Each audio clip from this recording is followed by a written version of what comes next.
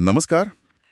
आज हम भारतीय इतिहास के कुछ बहुत अहम किरदारों और घटनाओं पर बात करेंगे। जी। जैसा हमारे स्रोतों में मिलता है, रणजीत सिंह का सिख साम्राज्य है, फिर हैदर अली और टीपू सुल्तान का अंग्रेजों से जो संघर्ष रहा वो, और बेगम समरू की कहानी भी। इन सब पर एक गहरी नजर डालेंगे। बिल्कुल।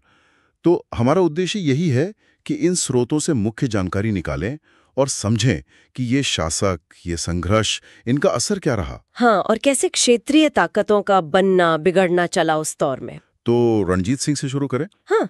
उनका वो एक कथन बहुत सुनने में आता है कि ईश्वर चाहता है कि मैं सब धर्मों को एक नजर से देखूं, इसीलिए उसने मेरी दूसरी आंख की रोशनी ले ली। हाँ, ये सिर्फ कहने की बात नहीं थी, ये उनके शासन के तरीके को, उनके धर्मनिरपेक्ष नजरिए को दिखाता भी है। सही है। 1780 में जन्म हुआ।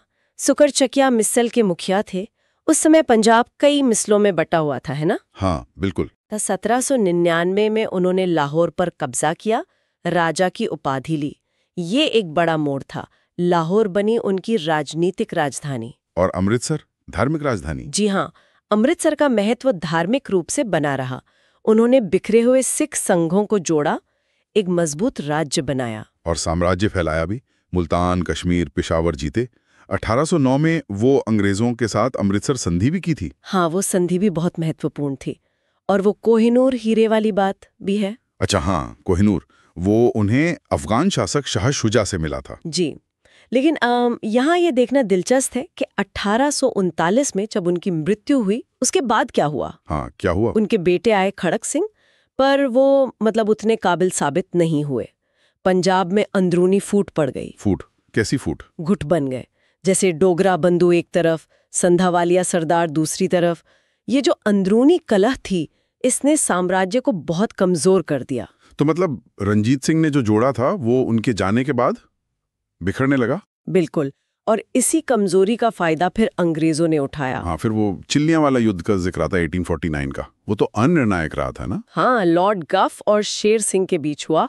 उसने अंग्रेजों की ताकत पर एक सवाल तो खड़ा किया, लेकिन तब तक पंजाब की राजनीति वो बहुत अस्थिर हो चुकी थी। आखिरकार अंतिम शासक महाराजा दलीप सिंह के समय में 1849 में लॉर्ड डलहौजी ने पंजाब का विलय कर ही लिया। और दलीप सिंह का क्या हुआ? उन्हें तो शायद इंग्लैंड भेज दिया गया था। जी, उन्हें इंग्लैंड निर्वासित कर दिया गया। बाद में उन्होंने ईसाई धर्म अपनाया, रूस भी गए और मृत्यु पेरिस में हुई। पंजाब पर शासन के लिए फिर 3 सदस्यों की एक परिषद बनी। अच्छा, तो ये तो हुई पंजाब की बात, लेकिन दक्षिण में भी तो अंग्रेजों को जबरदस्त टक्कर मिल रही थी मैसूर से। बिल्कुल। हैदर अली, पहले आंग्ल मैसूर युद्ध 1767-69 में उन्होंने अंग्रेजों को हराया था। हाँ, और मद्रास की संधि हुई थी। जी, वो अंग्रेजों के लिए एक तरह की हार ही थी। लेकिन दूसरे युद्ध 1780 से 84 में हैदर ने निजाम और मराठों के साथ मिलकर हमला किया। आरकॉट जीता भी। लेकिन फिर वो सर आयरकूट से हार भी गए थे। हाँ, पोटोनो वगैरह में हार का सामना करना पड़ा और इसी युद्ध के दौरान उनकी मृत्यु भी हो गई थी। फिर आए उनके बेटे टीपू सुल्तान। हाँ। वो तो बहुत मशहूर हैं।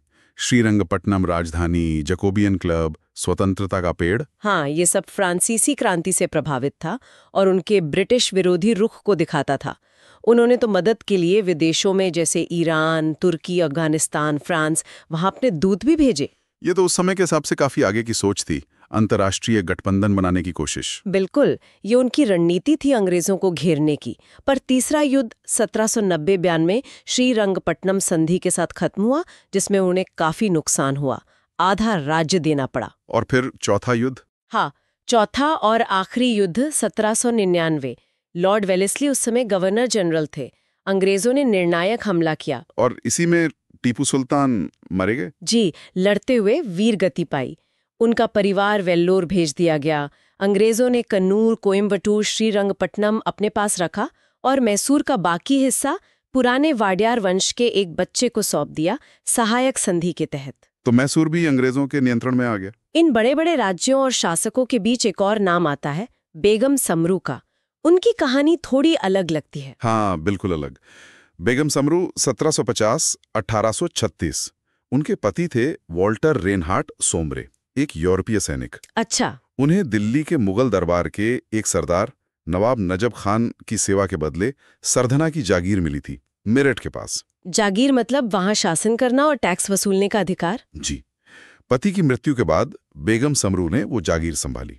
सिर्फ संभाली नहीं, अपनी एक सेना बनाई और एक बहुत ही कुशल शासक और डिप्लोमेट के तौर पर उभरी।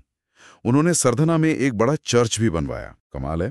तो आज हमने देखा कि कैसे रंजीत सिंह के बाद एक मजबूत नेतृत्व न होने और अंदरूनी फूट की वजह से सिख साम्राज्य बिखर गया। हाँ, और दक्षिण में हैदर अली और खास तौर पे टीपू सुल्तान ने अंग्रेजों का जबरदस्त मुकाबला किया, लेकिन आखिरकार सफल नहीं हो पाए। और साथ में बेगम समरू जैसी एक असाधारण महिला शासक की कहानी भी। निष्कर्ष यही निकलता है कि जहां मजबूत नेतृत्व रहा, एकता रही, वहां अंग्रेजों को चुनौती मिली। लेकिन जहां अंदरूनी झगड़े हुए, उत्तराधिकार के मसले उलझे, वहां बाहरी ताकतों को, खासकर अंग्रेजों को जगह बनाने का मौका मिल गया। सही कहा। इन क्षेत्रीय शक्तियों का पतन और भारत में ब्रिटिश राज का विस्तार, ये दोनों घटनाएं जुड़ी हुई हैं। बिल्कुल। और जाते जाते एक सवाल सोचने के लिए छोड़ जाते हैं। क्या होता अगर रंजीत सिंह के उत्तराधिकारी पंजाब को एकजुट रख पाते, या टीपू सुल्तान अपने विदेशी गठबंधनों में ज्यादा कामयाब होते? क्या इतिहास का रुख कुछ और हो सकता था? ये सोचने वाली बात जरूर है। रणनीति और एकता शायद नतीजों को बदल सकती थी।